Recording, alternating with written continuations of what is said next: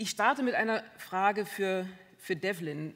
Sie schließt eigentlich eher an den allgemeinen Punkt an, nämlich unsere Frage, die wir uns auch gestellt haben, inwiefern die Lösungen, die im herrschenden System angeboten werden, überhaupt eine Lösung sind. Es wechselt jetzt etwas das Thema. Ich komme auf einen Text zu sprechen, den du gerade für Grain geschrieben hast und den ich sehr spannend fand. Und zwar geht es hier wieder um die Pensionsfonds, du hast die schon angesprochen. Auf der Suche nach profitablen Anlagemöglichkeiten investieren die zum Beispiel verstärkt jetzt seit einiger Zeit in große Aufforstungsprojekte oder zum Beispiel auch in die weitere Expansion von Plantagenwirtschaft. Diese Investitionen werden als grün verkauft, das heißt, die Kassen können ihre Geschäfte als Teil der Lösung der Klimakrise darstellen. Wir sind jetzt nochmal wieder zurückgesprungen, auch zum ersten Problem.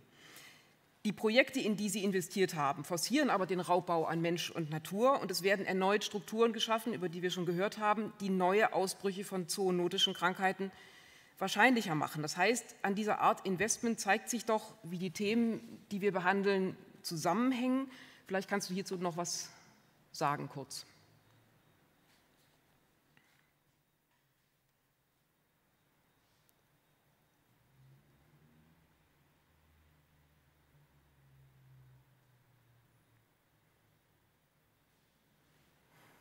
Ich habe zu schnell vielleicht, die Übersetzung muss noch hinterherkommen.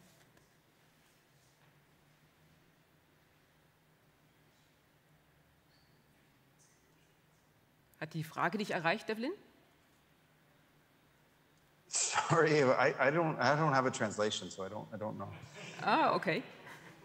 Yeah, I don't actually see a possibility for having it. I thought maybe it wasn't on. I was just talking about, perhaps I tried in English, I was just talking about your text you wrote for Grain on pension funds and green investment. Ah, okay. Right, okay, sorry.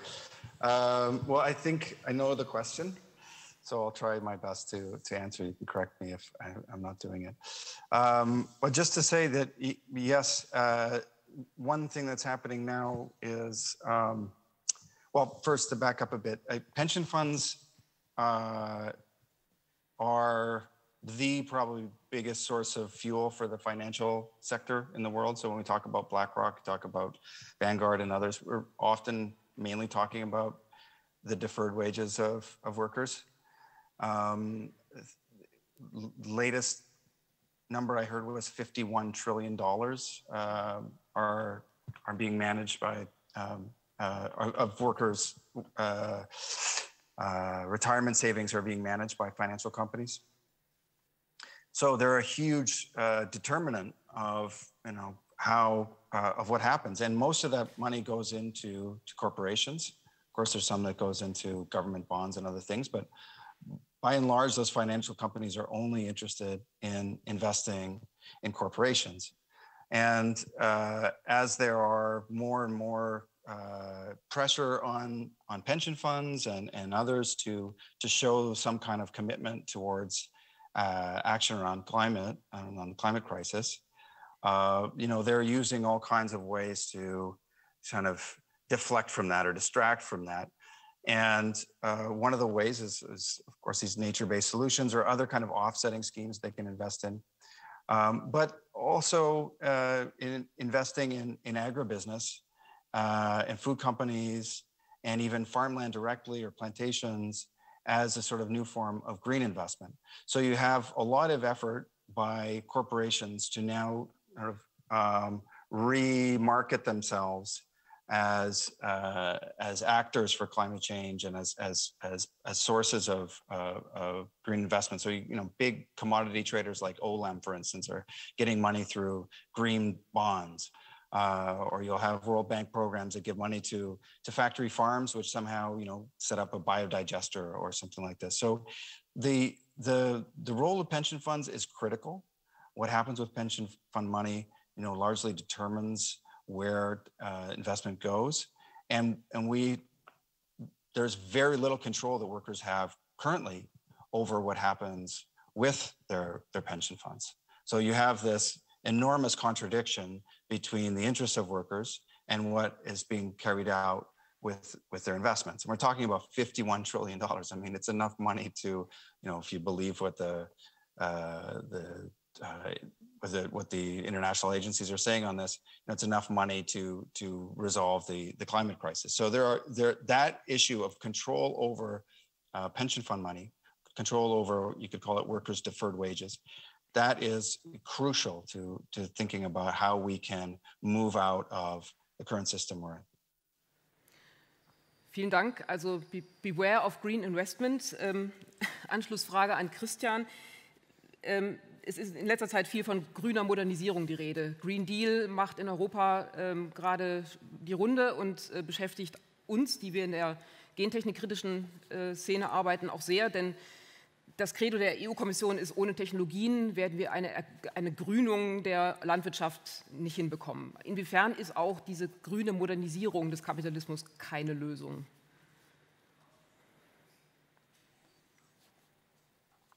Wie ich ja versucht habe darzustellen, beruht die kapitalistische Gesellschaft und eben auch die Landwirtschaft auf unterschiedlichen sozialen Verhältnissen. Sogar wenn es möglich wäre, einen grünen Kapitalismus zu erreichen, was ich ausschließe, aber sogar angenommen, es wäre möglich, dann bestehen ja alle weiteren Ausbeutungsverhältnisse weiterhin. Also die der Arbeit, der reproduktiven Arbeit, die Geschlechterverhältnisse, das bestünde ja alles weiterhin. Also das heißt, das wäre gesellschaftlich gesehen keine Lösung, das wäre nur eine sehr technokratische Lösung. Zudem glaube ich, hat der sogenannte grüne Kapitalismus einen inneren Widerspruch, der ihn unwahrscheinlich macht oder eigentlich nicht durchsetzbar macht. Ein grüner Kapitalismus müsste ja erreichen, dass da hat jetzt auch Devlin darauf hingewiesen indirekt, dass die grünen neuen Sektoren hochprofitabel sind. Das würde garantieren, dass sehr viel Kapital in diese grünen Sektoren hineinflössen. Solange das aber nicht der Fall ist, solange die althergebrachten Sektoren, auch die fossilen Sektoren, mindestens gleich profitabel oder profitabler sind, wird das gar nicht geschehen. Zudem, was müsste erreicht werden, damit die grünen Sektoren überhaupt profitabler würden und gleichzeitig aber energieeffizienter? Das hieße automatisch, dass sie sehr viel stärker auf die Ausbeutung der Arbeit setzen müssten. Das wäre der einzige mögliche Ausweg aus dem Dilemma. Das heißt, die Ausbeutung der Arbeit vervielfachen. Das scheint mir keine attraktive gesellschaftliche Lösung zu sein. Also das heißt, es ist in sich hochgradig widersprüchlich, es ist unrealistisch, es ist unglaubwürdig. Das heißt, ein grüner Kapitalismus wäre zugespitzt sogar eher eine barbarische Form, eine noch barbarischere Form von Kapitalismus, als die wir haben, weil damit eigentlich auch der Stoffwechsel mit der Natur im globalen Maßstab, auch gegenüber dem globalen Süden, verschärft würde. Auch ein grüner Kapitalismus wäre ein Kapitalismus, der hochgradig auf Ressourcenausbeutung beruhen würde, wenn wir daran denken, an die Elektromobilität beispielsweise, die Elektroautos. Vielen Dank, Christian. Das heißt, ich denke, wir müssen dieser Option frontal gegenüberstehen, also sie ablehnen. Frage an Rob und Alex. In Richtung ein bisschen der Alternativen, die uns bleiben und die wir haben. Ihr habt sehr klar dargestellt, dass die natürliche Selektion im Bereich der industrialisierten Tierhaltung ausgeschaltet wird, die aber wichtig wäre, um eine Art Bremse für diese Ausbreitung der Viren einzubauen. Vielleicht könnt ihr diesen Punkt einfach noch mal wiederholen. Das fand ich sehr wichtig. We don't have translation here.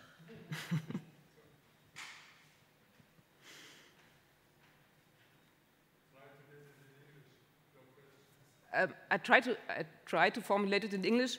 You said that the factory farming is not using natural selection, but that would be important to slow down the expansion of new viruses. Perhaps you can explain that point. I found that very interesting and very important again. Sure. Agriculture up to around, we could debate when, but for argument's sake, up to about 100 years ago, was largely based on a natural economy, meaning you depend on the richness of the soil, depend on water, you depend on sunlight. Animals reproduce a certain time of the year. And what capitalist production has done is largely, and Marx wrote about it actually, so we can take it back 150 years. The effort to industrialize production, turning a natural economy into an industrial economy to try to turn growing food, animals or crops, livestock or crops, as if they're widgets, as if they're, just inanimate objects. And we did talk a little bit about that in passing during the talk. But what that does is that there's a large emphasis on reducing the diversity of the animals involved, much as a company that makes widgets wants to make sure that the widget is of the same size and produced in a fast way, and that that kind of homogenization allows the interchange of pieces and everything. So the decline in diversity is built into the project, and that leads also into everything from when birthing happens in poultry is now extended all year. As far as egg laying, it's all year now, so that the seasonality of production has been removed, and has been very successful in terms of being able to produce a lot of animals quickly. But there's all the blowback and the damage of it, and that includes reducing the diversity in a way. So when a pathogen arrives into a factory farm, it can just burn right through the poultry. And the way it's described is, if you're a virus and you're in a host, you do not want to kill your host too fast before you can get into the next host. If you kill the host too fast, if you're too virulent, if you're too deadly, then you've cut off your line of transmission. So you have to, in essence, evolve the kind of level of virulence, a level of deadliness that matches the availability of the next susceptible around you. And out in the wild, you're not going to really encounter a lot of susceptibles. This is why smallholder farming is already able to mitigate disease by virtue of having so few animals, and also they have a credible amount of genetic diversity. So the pathogen has to work at solving different types of immune systems. The genetic immunogenetics is actually quite diverse, so that puts another cap on the pathogen. But if you're a virus and you enter a factory farm and you've got 15,000 turkeys altogether, or 250,000 layers, and they're all genetically the same, then it selects for those strains that can burn through the barn as fast as possible. And once that happens, and you have a couple birds maybe that are still, you have photos of H5N1 taking out entire barn except a couple birds. There might be a couple stragglers. Well, you would think maybe it's by luck, or maybe there's some quirk in their immunogenetics that allows them to survive. Well, maybe we should use those birds as the progenitors of the next generation. Well, you can't do that in industrial production. All the breeding's done offshore at the grandparent level, and it's for more morphological characteristics like fast growth or big breasts, or the kind of lack of diversity that we began with, the homogeneity. So when you have a virus that breeds, whether it's African swine fever that Devlin discussed, or the avian influenzas that sweep in through a barn, even if birds survive that, there's no way to use natural selection as an ecosystem service and allow you to use those birds to introduce natural immune resistance into the population for a pathogen that's continuing to circulate. So we, in the course of destroying nature, not only lose the resources that all humans need, but we also destroy the means by which to protect ourselves from the pathogens that industrial production selects for. Yeah, I would just add that I think, these examples from animal agriculture can also be traced to sort of crop production in plants as well. So especially in the context of climate change, there's a lot of focus on ex situ sort of saving seeds that are sort of like adaptable or sort of like desirable now, and sort of storing them in, you know, Norwegian seed vaults and in sort of global crop centers, and often sort of for then the sort of breeding stock to develop new crop varieties for large multinational agribusiness, in comparison to, very akin to sort of the proposition around coevolution of animals and viruses on farm, sort of crop adaptation to ongoing sort of ecological changes, right, sort of every year, where the farmer is selecting that in their sort of specific agroclimatic space. The reason why that's so hard to do is because, you know, it would totally cut out the profits of folks like Bayer, Monsanto, Smithfield, et cetera. So I think there's, you know, we can trace these logics, I think, across not just sort of animal agriculture, but through the entire sort of production system itself, but also rethink how sort of resituating these reproductive processes on farm can really sort of, sort of solve these, as you know, these metabolic rifts in many, many different ways. Thank you very much. I hope we will hear more tomorrow on that topic. Ich würde vorschlagen, wir öffnen jetzt zu Fragen. Ich weiß nicht, ob wir jetzt komplett auf Englisch umstellen müssen. I'm afraid we have to. Gibt es Fragen hier vor Ort? Gibt es Fragen im Chat? Ansonsten dürfen auch gerne die otherwise the speakers are also invited to ask questions for each other, of course.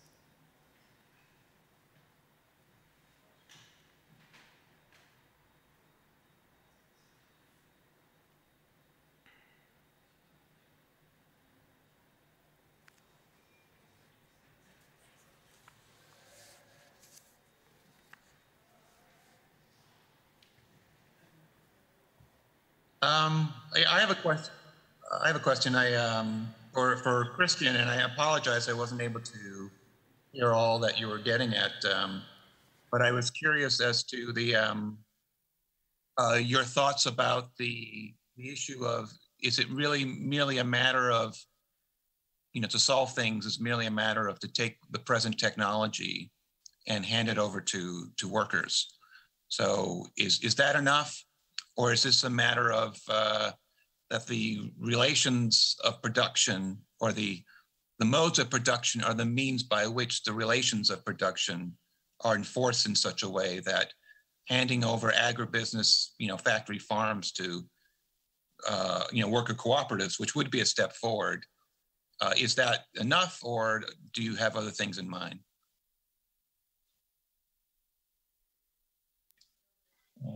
Should I reply in English or in German? I think English would be better because we have no translation at the moment for the speakers. Okay. Now, your question is very important. Of course, technology is not neutral. Technology is an outcome of the specific mode of production. And we cannot say that we just change property relations and then the rest will be fine. Of course not. That's not a reasonable perspective. You have to think very carefully about this question because it's strategically highly important. How we can develop other technological trajectories. It's not only the technologies, it's about the entire technological trajectories. How can we shape them in a way that we can organize a reasonable, rational metabolism with nature? That's the challenge. And I think to change what I call social appropriation, some kind of socialization of means of production, and of course, all means that permit, that enable to shape technological development is a precondition, but not a guarantee. It's just one step. And then we have to think, or in parallel, we have to think how we really can change technological trajectories. There are very simple or easy, probably easily understandable example. examples, the nuclear power stations, they are not just, they are an outcome of an entire technological path, or even the automotive-based transportation system is not neutral. Of course, it's the outcome of a specific way how society is organized, and just change property relation is not, of course, is not enough. It's very important. It's a very important question. The entire fossilization is not neutral. 200 years, a path of 200 years, yeah. Thank you. There is one question from the chat. Well, there is, yeah, I'm on. Okay. There are two questions. Sorry. There are two questions. One, or the first ones, they would be for Devlin. The swine flu and the African swine fever, that is not the same illness, that is correct? One is also transmittable to humans and the other one isn't.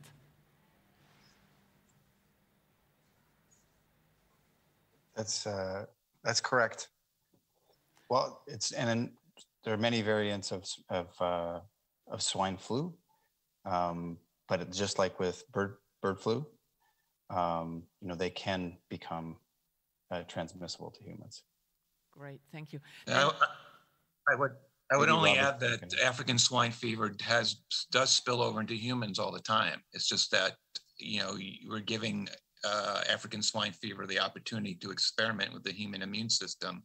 And given that the hog immune system is very much like the human immune system, that was why we were all worried in 2018, because the possibility of an African swine fever going human to human is, it's not a guarantee, and we don't make predictions, but the spillovers, particularly out of the outbreak in China, is so enormous that most certainly thousands of swine workers were exposed.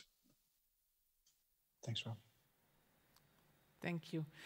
Then another question is, what was the method that Georgia got rid of the African swine fever? Well, that would be a question for Georgian farmers. I can't really speak to that. I did talk with some farm groups and veterinarians there, but they probably did what they do with most diseases and took the same kind of measures that they would. But it's not documented. No, the experts just don't care. I mean, nobody cares. Nobody cares to look. Nobody cares to see that as a success, an example of success. So after Georgia became, stopped being a threat to the industrial system, they didn't care, and nobody really looked at it. So all I can say is that one of the models of success was that they just didn't follow the expert advice. They didn't confine their pigs. They didn't stop using local breeds. They didn't move into industrial processing. So you can say what they didn't do. And then I think it's important to really ask what the farmers did do, and that would be a really important area of research. What were they doing that worked? Similarly in Africa, Africa has tons of experience with dealing with African swine fever, but very few people are interested in looking at what do farmers do on a day-to-day basis to deal with this disease. And people only become interested, when it becomes a threat. So it's been there in Africa for a long time. There's been very little effort to develop vaccines, for instance, for it there. And then when it became a problem for the industrial sector, then there's been this race and this big push to develop vaccines. And I think that's what we're saying needs to really change. Is you really need to move towards a big shift in how disease management is approached and what are the priorities. So probably I would just say that Devlin's point is so central to this conversation. The notion that perhaps the best way to cure African swine fever is to avoid expert advice. I'm a scientist, so I understand and appreciate what science can do, But I think it's really critical to understand that the origins of modern science were hand in glove with the emergence of capitalism and the colonial conquest that Alex began our talk about.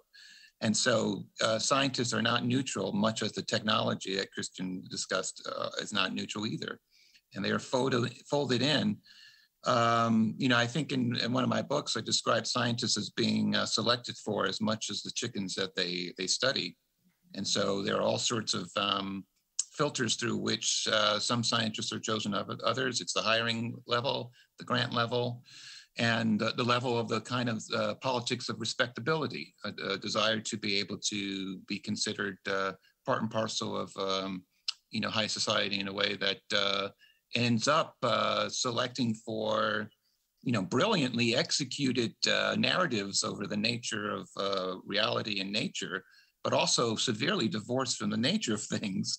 And so we have, as Devlin described, you know, everyday farmers figuring out the answers that nobody wants to talk to.